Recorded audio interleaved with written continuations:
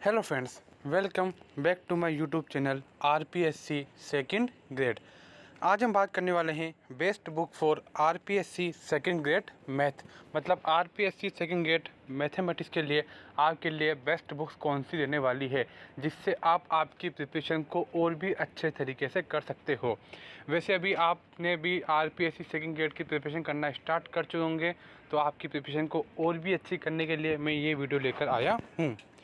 यदि अभी तक आपने मेरे चैनल को सब्सक्राइब नहीं किया है तो इसे सब्सक्राइब ज़रूर करें और पास में जो बेल नोटिफिकेशन है उसे भी ज़रूर दबाएं। देखो, आप यदि कोई से भी कॉम्पिटिटिव एग्ज़ाम की यदि प्रिपरेशन स्टार्ट कर रहे हो तो सबसे पहले आपके पास क्या होना चाहिए, एक तो उसका सिलेबस होना चाहिए और उसके पुराने क्या होने चाहिए, पेपर होने चाहिए, जिससे आपको क्या लगेगा, अंदाज़ा लगेगा कि इसमें कौन से पैटर्न के क्वेश्चंस आते हैं। मतलब मेरा कहने का सेंस यूँ है कि आपको इससे पता लगेगा कि आपके किस टॉपिक से कितने क्वेश्चंस आते हैं, किस लेवल के क्वेश्चन आते हैं। तो आपके पास यदि आपके पास अभी तक आरपीएससी सेकंड ग्रेड मैथमेटिक्स के पेपर नहीं हैं तो आप मेरे आप टेलीग्राम चैनल, जो कि आपको नीचे उसका लिंक मिल जाएगा, उसके ऊपर आपको पूरे जो भी तक आरपीएससी में 5 बार क्या हुए हैं सेकंड ग्रेड मैथ का पेपर हुए हैं, वो आपको वहाँ पर सारे अवेलेबल मिल जाएंगे। तो आप टेलीग्राम ग्रुप को ज्वाइन कर लें, वहाँ से आप पेपर डाउनलोड कर सकते हो। देखो, ओल्ड पेपर से क्या लगता है, आपको एक अंदाज़ा लगता है कि क्या होगा, क्या अंदाज़ा लगता है कि जो एग्ज़ाम में उसका लेवल क्या रहता है, उसमें कैसे क्वेश्चंस आते हैं, लेंथी या ज़्यादा क्वेश्चन आते हैं, कितने क्वेश्चंस आते हैं। तो आपके पास पुराने पेपर तो होने चाहिए, और वो भी किस में, आपके पास प्रिंटेड मोड में आपके पास पुराने पेपर होने चाहिए। अब हम बात करते हैं बुक्स के बारे में। अब देखो, जैसा आप जानते हो इसमें आपके 3 पोर्शन का आता है। कौन कौन सा? एक तो आपके 9 to 12 पोर्शन का, एक होती है आपकी इसमें ग्रेजुएशन पोर्शन आता है, और एक आता है आपके इसमें टीचिंग मेथड। सबसे पहले हम बात करने वाले हैं इसके अंदर सेकेंडरी और सीनियर सेकेंडरी के बारे में। तो सेकेंडरी और सीनियर सेकेंडरी के आपके यहाँ पर 90 क्वेश्चंस आते हैं, जो कि आपके यहाँ पर कितने 180 मार्क्स कैरी करके चलते हैं।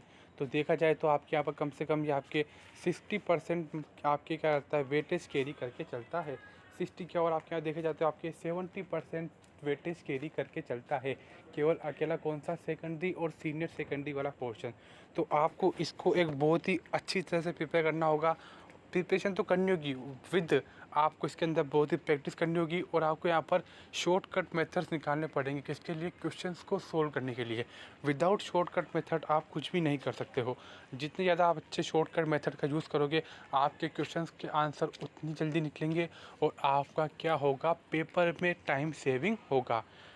तो अब हम बात करते हैं इसके बारे में कि कौन कौन सी बुक्स आपको लेनी चाहिए। देखो, NCERT, देखो आपके पास एक तो NCERT होनी चाहिए, ये तो आपके पास बेसिक है, ये तो सबके पास मिल जाएगी।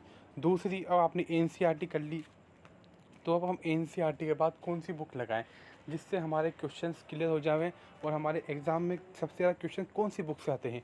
भाई ये सब किस में होता है कि भाई हम वो वाली बुक लेके आ जाएं जिसमें एग्ज़ाम में सबसे ज़्यादा क्वेश्चन आए, और हम पूरी बुक सॉल्व कर लें, फिर हमारा एक भी क्वेश्चन गलत नहीं होगा।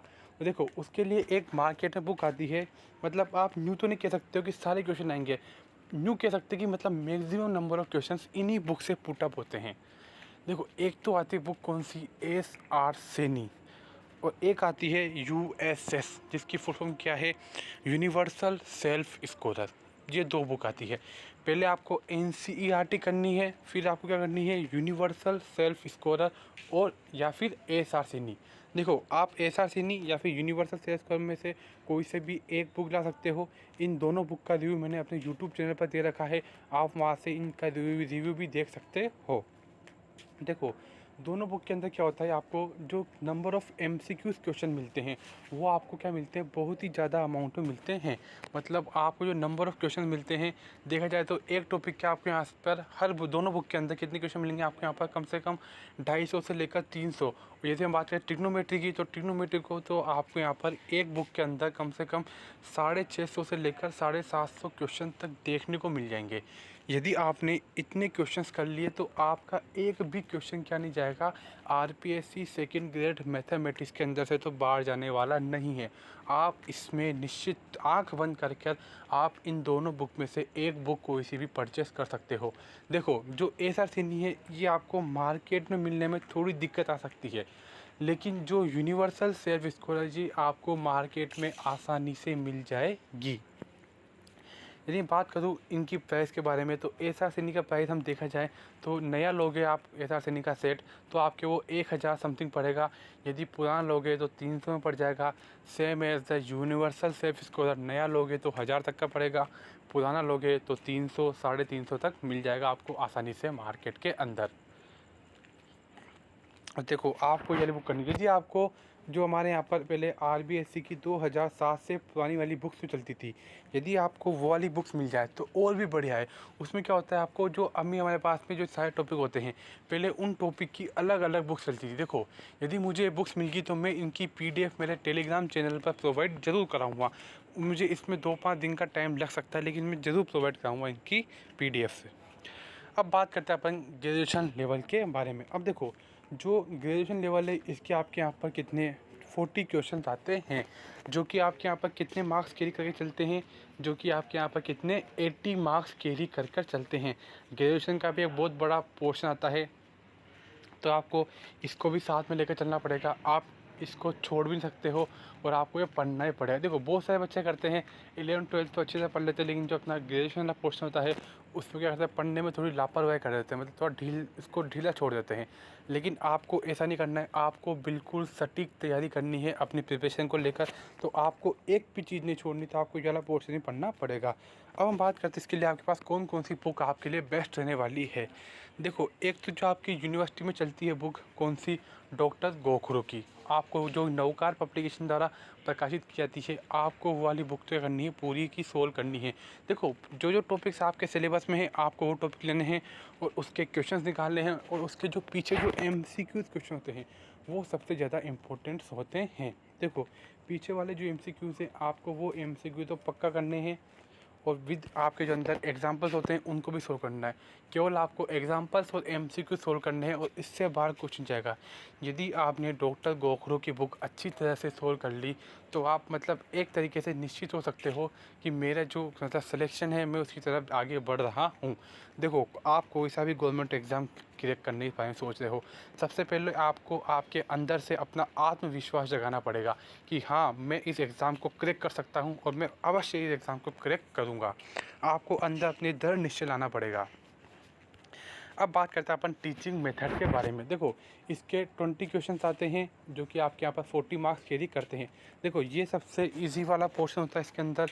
इसको हर बच्चे को सबसे पहले पढ़ के इसको एक तरफ रख देना चाहिए। भाई, टीचिंग मेथड पढ़ लो, इसको साइड में रखो, बाकी में अपना दूसरा सिलेबस रनिंग में करते रहो। अब बात करते हैं अपन इसके लिए कौन कौन सी बुक आपके लिए बेस्ट रहने वाली है। सबसे बात करते हैं, इसके 2 बुक लिए मैंने, एक तो लिए मैंने लक्ष्य की और एक लिए मैंने फर्स्ट रैंक की। देखो, दोनों बुक अच्छी है।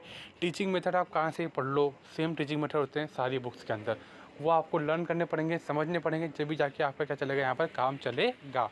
यदि आप टीचिंग मेथड को अच्छी तरह कर लेते हो तो आपको देखा जाए इसके अंदर आपके 20 में से आपके 15 क्वेश्चन तो आसानी से ही सही हो जाएंगे टीचिंग मेथड के अंदर।